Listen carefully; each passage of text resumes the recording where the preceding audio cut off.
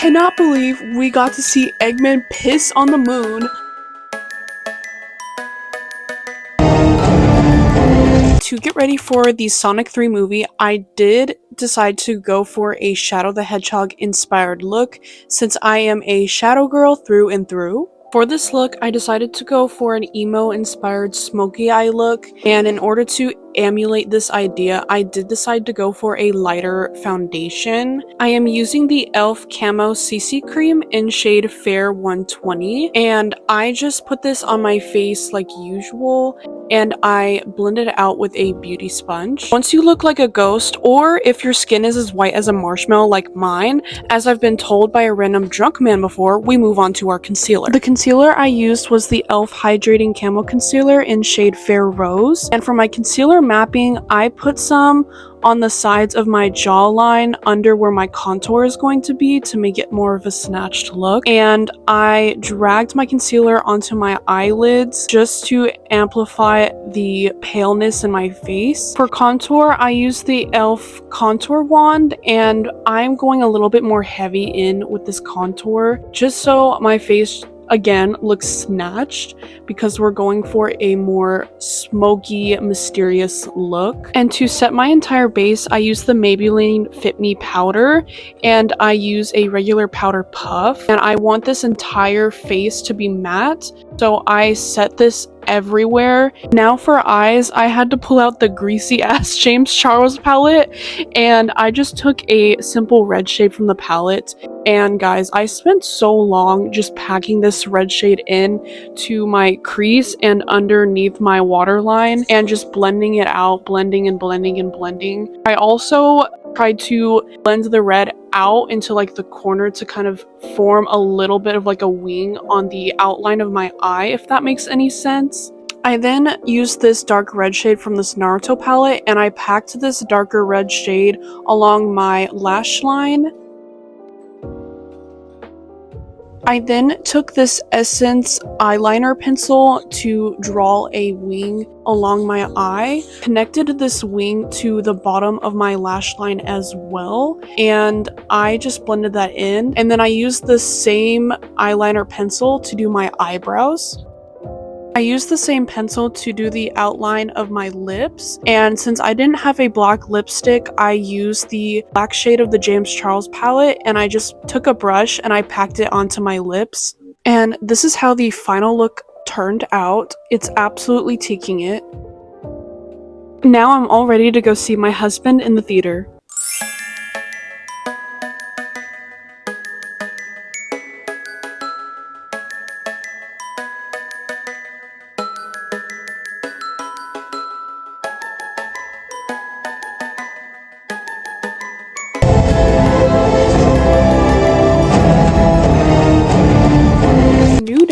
And I'm back on here to talk about my final thoughts on the movie.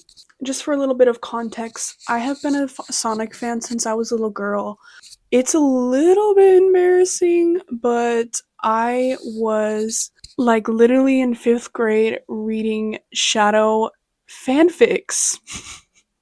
I don't know why I remember this so vividly, but I used to get up 2 hours before I needed to go to school, so around 5 a.m. in 5th grade. I'm like 10 years old, and I would go on my iPad and watch Sonic X for 2 or 3 hours, and then I would go to school at 7 a.m. Never played any of the games. I don't want to be called like a fake fan because I didn't play any of the games. I was too young to play the games. I feel like I didn't really ask for the games when I was younger. I just liked the shows and I liked the characters. Now that I'm older, I actually do want to get into some of the games, but regardless, here are my thoughts on the movie. I loved the movie, and I cannot believe we got so many amazing gems in this movie.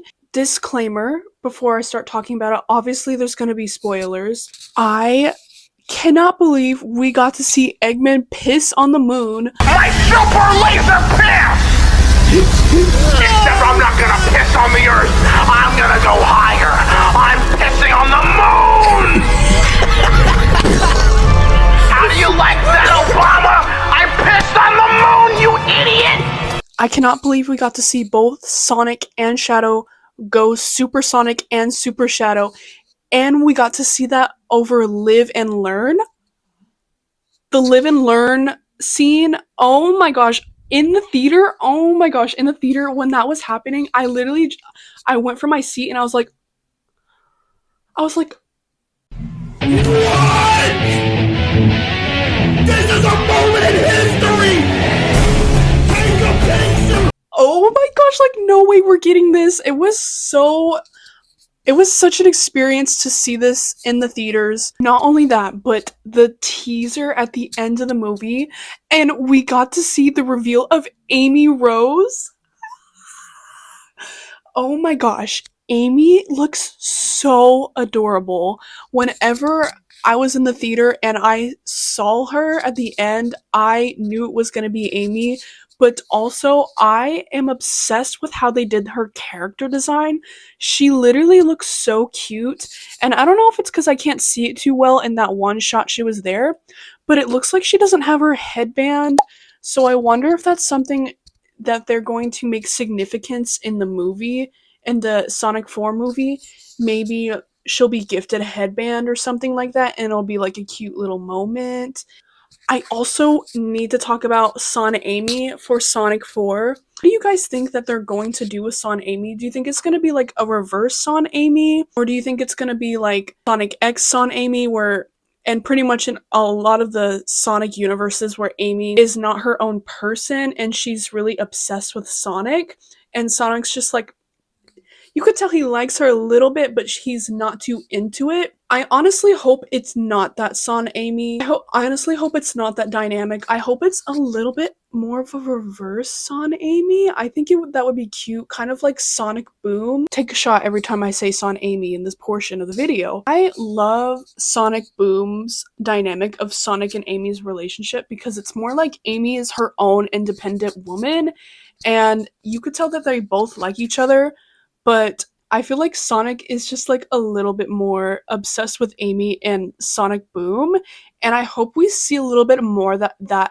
dynamic in the actual movie, and it's not Amy just being overly obsessed with Sonic and that's her only character trait. I want to see Amy's own character dynamic because I am an Amy Rose fan. The other thing I wish could have happened, which I know it wasn't possible in this movie, is I wish we could have seen Amy turn Shadow instead of Sonic turn Shadow at the end to make him like on the good guy side. I know it's in one of the video games where Amy is the one to talk Shadow out of destroying the world. Maria wanted Shadow to save people and help people, and that's what Amy Rose reminded Shadow of. So that is something I wish could have happened, but also I understand why it didn't happen in this movie because I feel like it would have been too much to introduce Shadow, a second Eggman, and then Amy Rose. I kind of see why that wasn't able to happen because this was going to be a movie centered just around Shadow,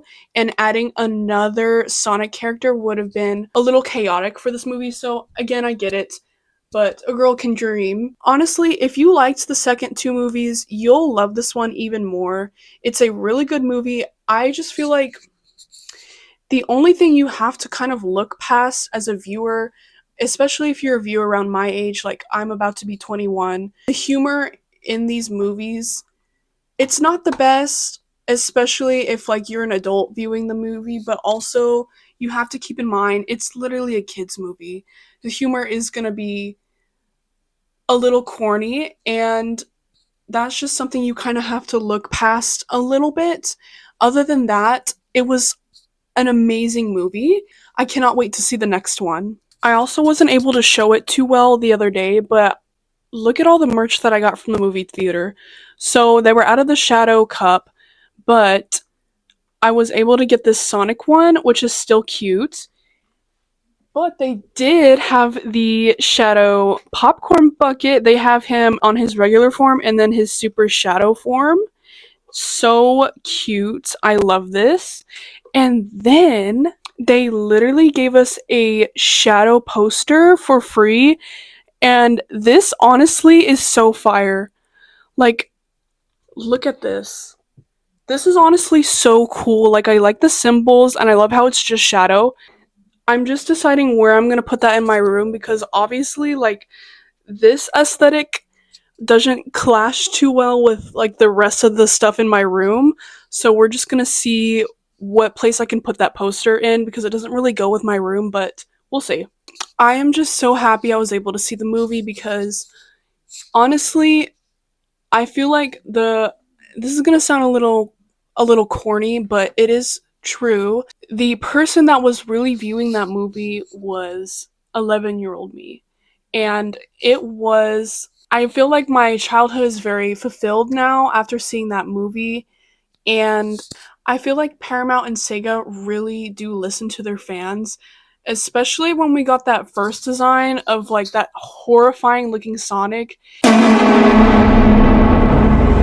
and they changed it and they listened to everyone, they listened to their fans critique, they listened to all the feedback, and you won't believe it, they literally took the feedback into consideration and they changed it. I do not know a lot of brands and big companies nowadays that actually still do that. There's so many big companies that don't listen to what their customers actually want, and I feel like this Sega and Paramount are the exception to that, and I feel like that is very amazing.